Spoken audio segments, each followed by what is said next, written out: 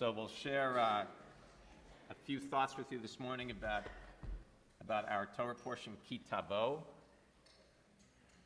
A little bit of a Torah discussion. Just in case we need to quote from it, I brought it. The actual. What's the name of the pop-up? What's it called again? Flash mob. Flash mob. This was like when the choir got up and started coming from all over. It was like the first flash mob in the history of Bethel. So it was just lovely. Thanks to Canner, King, and Shazi, and Adrik, and Sonia particularly for helping us have such a beautiful morning, and Ellie for wonderful Torah reading again. Mm-hmm. So Ki Tavo, what do you make of Ki Tavo? I have a lot of problems with it, but you go ahead. I want to hear your problems. Well, it's such a reward and punishment. It is. Parsha, I mean, it's sort of that whole theme of reward and punishment that's been building throughout Deuteronomy from the get-go, and here it kind of comes to a point, and you have literally listed out the blessings and the curses, but it's really the curses that are so unbelievably disturbing and form, in a lot of ways, the focus of the Parsha. Many more curses listed out and much more extensively describe the curses than the blessings. You know, it's an interesting thing that you say, though. I mean, one of the things that I find most sort of captivating in terms of the imagination is the actual sort of like way that those blessings and curses were disseminated to the people, right? So it's sort of one of those times in the Torah where you almost feel like it's like an educator's dream moment. I'm going to look at Cantor Ellen Tuck for a minute on this one. But right, like you can almost sort of like stage this, right? Like you can imagine there are two mountains. They're like 30 miles or however in from when they cross the Jordan River. And then you have these two mountains that aren't necessarily like super close to each other. We're not really sure how much distance between them. But you have Eval and Gerizim, and then you learn that, you know, some of the tribes were to go on, not on the top of, but on one mountain, and then some of the tribes were supposed to go on, not on top of, but on another mountain. And then on the top of the mountain are supposed to be these big stones with all of the mitzvot and the rules of the Torah sort of inscribed on them. And then the Levites are supposed to go sort of in the middle of these mountains, and they are supposed to shout out the curses, and everybody says Amen, and then they're supposed to shout out the blessings, and everyone says Amen. And it's a real, like, amazing, you almost feel like everybody must have left that experience with a lot of clarity around what was expected of them, right? Like, it couldn't be like in a book over there. Like, how often do you feel like people have a sense that we're commanded to the mitzvot and they have a sense of what's in the Torah, but like maybe not all of the details. And here you really feel like you have to hear everyone, and then almost as like an affirmation that like you got it, you say Amen. Mm-hmm. And I feel like that's a really powerful way to sort of articulate rules and laws that would govern the people forevermore, you know, in the promised land and outside. It reminds me of when I used to be a middle school Talmud teacher, and we'd have all of the teenagers come up with the classroom rules on the first day, and then everybody signs it to say, like, I agree to be a kahila, I agree to be a community. So here it is, like they're standing there with the Levites in the center, and they're saying, Amen, like I'm co-signing onto this. I wanted to respond to Rabbi Schwartz's problem, and I want to consequences problems with the Torah. And I want to respond to it in the name of somebody from our King's class this morning. Apologies to our Prophets class. I don't remember who said this, but I think it's very fitting. So you can claim it if it was you who said it. So we were looking at a section of Kings that's also talking about this Deuteronomical, like reward and punishment. And the person in the class said, well, if you're going to like do all of these cursed things, if you're going to turn away from God, turn away from humanity, turn away from your connection to the Jewish people, then you yourself, like you've created that reality for yourself. You've created either an unethical or unholy reality, and the consequence is that you're just so disconnected from what it means to be Jewish. And I think that ultimately, and I feel like I've heard you give this sermon, that our sense of like consequence is just like what we make out of this world. That if we do bad things, or not even like bad things, if we are uncaring, I think that many of the things that they're being cursed about are just about like not being there for other people. So along those lines, I mean, that's how I deal with the material. That's how I understand it. Consequences to actions, and largely in the way we relate to other people. The key verse to me with that is in one of the curses. It says, "Hu yimashesh b'tzoharayim kasher iver yimashesh ba'afela." So a person will grope about in the middle of the afternoon the way a blind person gropes about in the middle of the night. And the commentators say it's a strange verse, right? Because a blind person is just as blind in the middle of the afternoon as they are at night. No, and the commentators pick up on that. And what they say is the difference is in the middle of the night, there's no one else to come and help the blind person, right? So in other words, it's about society working properly. And when it begins to break down, usually the most vulnerable are affected first. And we know that, and we've seen it over. But ultimately, everyone will be affected by it. So that is the way I understand the material. So is there a blessing in Kitavo for us as we prepare for the high holidays? For me, again, to go back to one of the verses, it's a verse we recite at the Rosh Hashanah dinner table, which is Niyeh la rosh v'lo la znav, which is from this parsha. So, at Rosh Hashanah dinner table, there are a series of little phrases that traditionally are recited.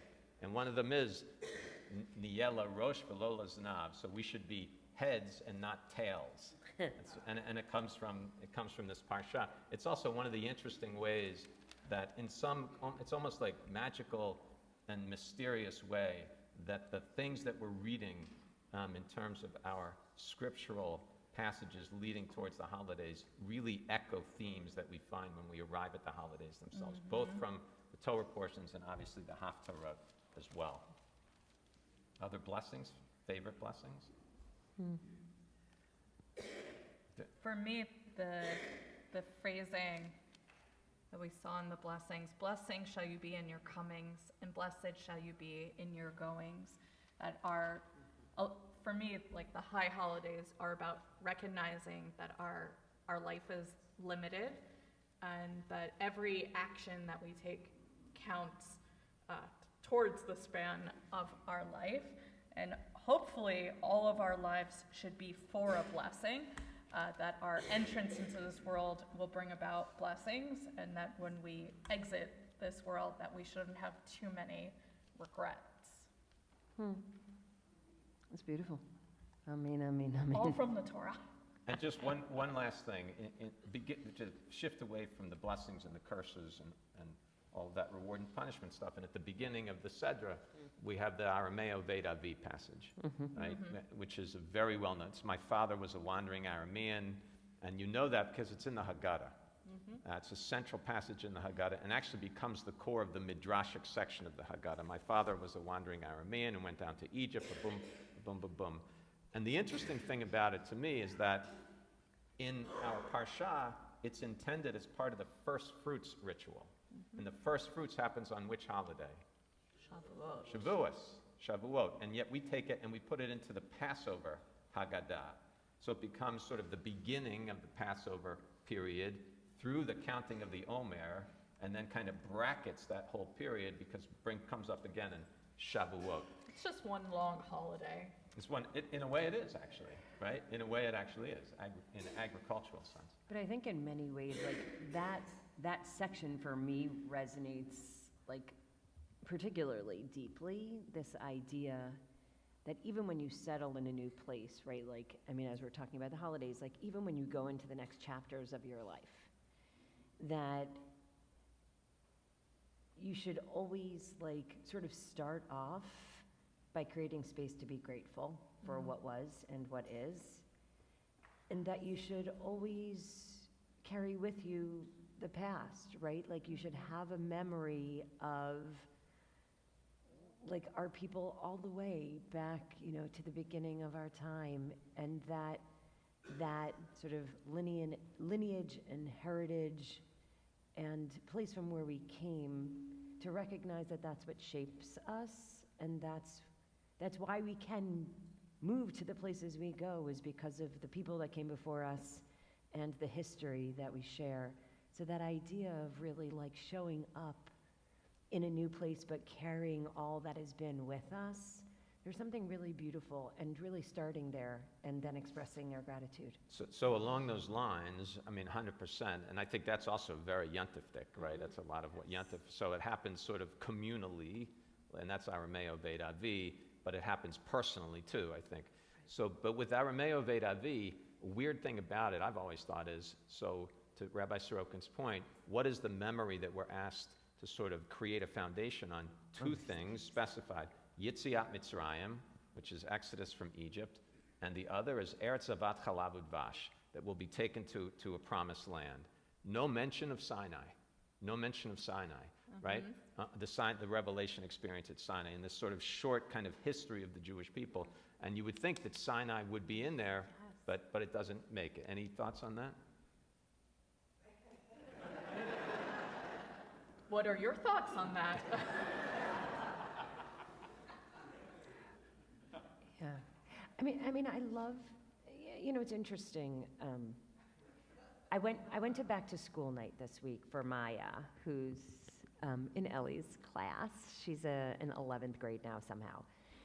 And her teacher was teaching Jewish history. She had just come from a university, and she left the university. She didn't want to be in that setting anymore. And she's teaching now a very high level of Jewish history to our kids.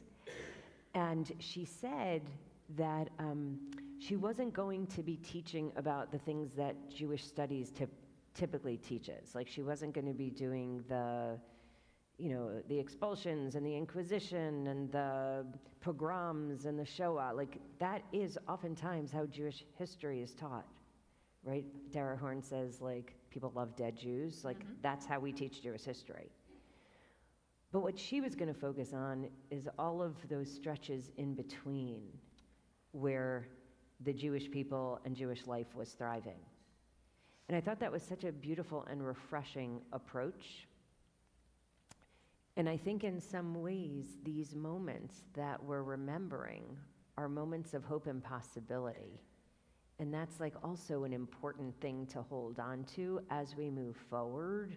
It's easy, and I think we do that now too, right? Like we talk a lot now about anti-Semitism and anti-Zionism, but like Jewish life right now is actually in an incredibly like powerful space where more people than ever are sort of yearning for their Jewish, belonging in communities and growing Jewishly and interested in Jewish practice. Like it's both of those things together. Like both of those things are true simultaneously. So case in point, and we'll wrap it up with this, is that Rabbi Saroken and I were privileged to be involved with a conversion on Wednesday or during the week, one of the days during the week. And One of the days during the week. Who knows? They all blend together. And this was a young woman who's a senior in high school and made a very conscious choice. She has one parent who's Jewish, one parent who's not Jewish. Lovely parents who gave a sense of faith from both traditions to their children as their children were growing up. And she's made a decision that she Kenar Ellentuck also was, and she made a decision that she wants to live her life as a Jew.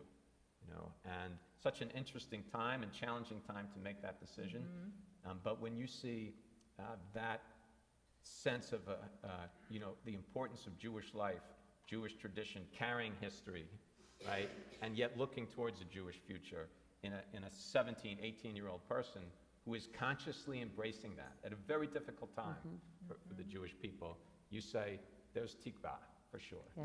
There's hope, that we Yes. all look forward to. So thanks for indulging us, as always, in a few minutes Yasher of koach. Torah, and we'll be moving on to Musaf, although I think Rabbi Saroken's going to say something. I was just going to say that a very special young woman is going to be here next week with us, receiving her first Aliyah and receiving her Hebrew name. So be on the lookout and wish her an extra special Mazel Tov. Shabbat Shalom.